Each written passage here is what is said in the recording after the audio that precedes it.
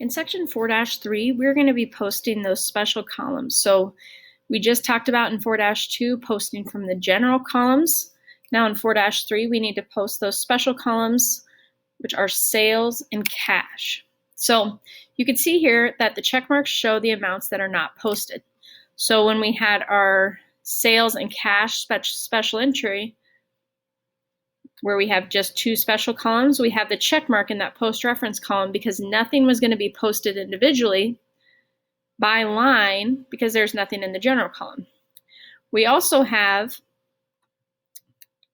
check marks underneath the general column because those totals do not need to be posted anywhere. The numbers that make up those totals have been posted in individual accounts.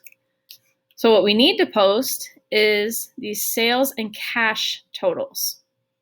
So how we post these is the same 5 steps that we go through to post from the general column. Step 1, we write the date. It's always going to be the last date of the month. Step 2, we have the page number, so nothing different. Step 3, we have a credit amount. We have sales credit, so it's transferred as a credit into the sales. Our new balance is updated. And then finally, we go back into our journal and put the account number 410. So it's a little bit different than putting the account number in the post reference column.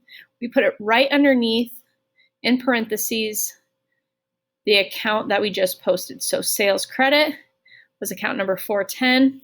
So we put 410 back into the journal, always our very last step. We're going to go through the same 5 steps as we post cash, except this time for cash, of course, we have both debit and a credit. So we'll do the debit first, starting with the date, then the page number, our debit amount, so a debit of $7,120, since that's the first amount in our account form, then the balance is just transferred over. A debit remains a debit. Finally, step 5, we take account number 110 back into our journal underneath that total that we just posted. Last, we need to post that cash credit amount.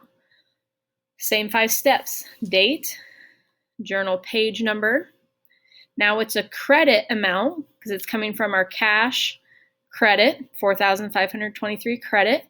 Transfer that exactly into our account form in our ledger as it is in the journal. But now we need to update our balance. So again, we have a debit and a credit. We talked about this in 4-2. If we have a debit and a credit, we can't just add them together. Instead, you must find the difference. So the difference between 7,120, 4,523 is 2,597. And that is a debit. Whatever the larger number minus the smaller number, you're going to have the balance of whatever the larger number is. So the debit was a larger number. Never have negative numbers. So we take the big number minus the small number and we're left over with the big number. Lastly, take that account 110 back into our journal. So this is what a completed journal page looks like after every single thing has been posted. So things that you would want to be looking for. Is there an account number or a check mark in every single post reference line? And underneath, do you have either a check mark or an account number under all the totals? So again, these general columns are not posted individually because we've already posted them when we posted these amounts in the general column. But we have to post sales and we have to post cash, so we have the account number underneath those. This is what a completed general ledger looks like. So you can see that there's a balance on almost every account that we've used. So you could quickly reference this to find out exactly how much supplies do we have right now. Well, it looks like we have supplies here. Our balance is a debit of 620. How much cash do we have? You could go to the cash account form and see exactly how much we have. So that is the entire reason that we post in order to get our ledger up to date. So that is section 4-3.